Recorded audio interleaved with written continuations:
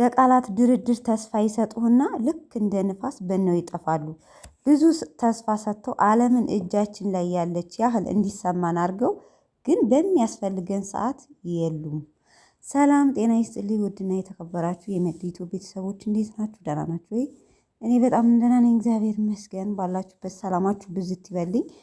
በጨረቃዎቹ ጉዳይ ተመልሻለሁ ማለት ነው። ብሩኬ አንድ በጣም አስተማሪ የሆነ ጥቅስ ወይም ትምህርት ስቶሪው ላይ አድርጎ ነበር ማለት ነው እና ወደ እናንተ ላካፍላችሁ ብዬ ነው ማለት ነው። እንግዲህ ያው ሰሞኑን እየተፈጠረ ያለው በተለይ ቡታጅራ ዩቱበሮች በጣም እያሳበደን ያለው በፍራንክ ያው ቤተሰቦቼ ግን ፍራንክ መሆኑን አብዛኛው ምንም ልትረዱ አልቻላችሁም።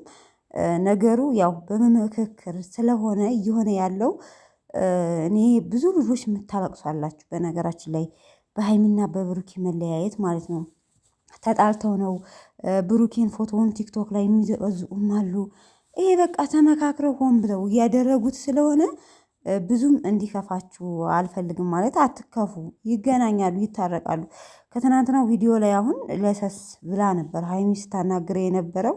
ከዛሬ ደግሞ ሞር ከትናንትናው የተሻለ ለሰስ ብላ ተነጋግረው የሚፈቱት ይመስለኛል። እንደ ትናንትናው ቪዲዮ አስተያየት አቅጣጫ ማለት ነው እና ብዙም አይክፋችሁ። በጣም ከምትወዷቸው አንጻር ብዙ ልጆች እያለቀሳችሁ ነው ማለት ነው እና አንድ ሰው እናንተ ቦታ ቢሆን ማለት ነው እንዲህ ነው። በጣም ከተጣላችሁት የዛን ሸው ቻናል ሼር የምታደርጉት። አሁን እኮ ዳኒም ሼር እየተደራረጉ ነው ከዳኒ ጋር ራሱ ኢቭን ሃይሚን ተዋትና ከዳኒ ጋርም ሼር እየተደራረጉ ነው ማለት ነው። ዳኒ በሚለቅ ሰዓት አሁን እነሱ አልለቀቁም። ስለዚህ ብዙም አትከፉ ለማለት ያክል ነው። ግን ስለ ትምህርቱ ወይም ስለ ጥቅሱ አንድ ነገር ልበላችሁ። በፍቅረኛሞች ወይም በትዳር ወይም ተራርቃችሁ ለምትኖሩ ልጆች አንደኛ በቃ ይሄ ቃላት ነው የሚገለን ማለት ነው። ምክንያቱም መጀመሪያ ለውልሽ ሁለመናውን ተስፋ ይሰጥሽና መጨረሻ ላይ ልክ እንደሌለ በቃ ዓለም ሁሉ ጭልም የሚያደርግብሽ ሰው አለ።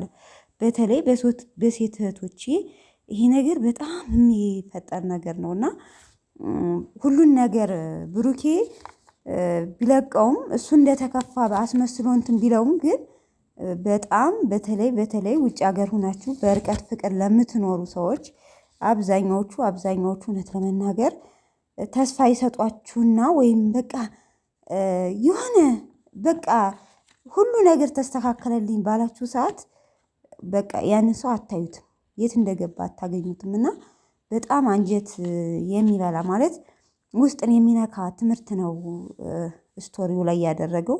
ብዙዎቻችሁ ታዩታላችሁ። ምክንያቱም ቆየት ብሏል፣ 24 ሰዓት አልፎታል ከለቀቀው ማለት ነው። ትናንትና ሳለቀው ሳልፖስተው ቀርቼ ነው እንጂና ለማንኛውም ቤተሰቦቼ ሃይሚና ብሩኬ ይታረቃሉ፣ ምንም አታስቡ ማለት ነው።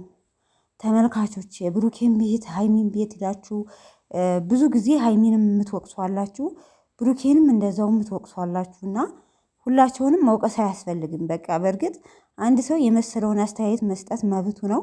ነገር ግን እነሱ አልተጣሉም። ሰው ተመካክረው እያደረጉት ስለሆነ ምሽት እንጠብቃቸዋለን በብሩኬ ቤት ወይም በዳኒ ቤት። እስከዛ መልካም ምሽት ብያለሁኝ። ባላችሁበት ሰላማችሁ ብዝት ይበልኝ። ቪዲዮን ላይክ ማድረጋችሁን አትርሱ። ባይ ባይ።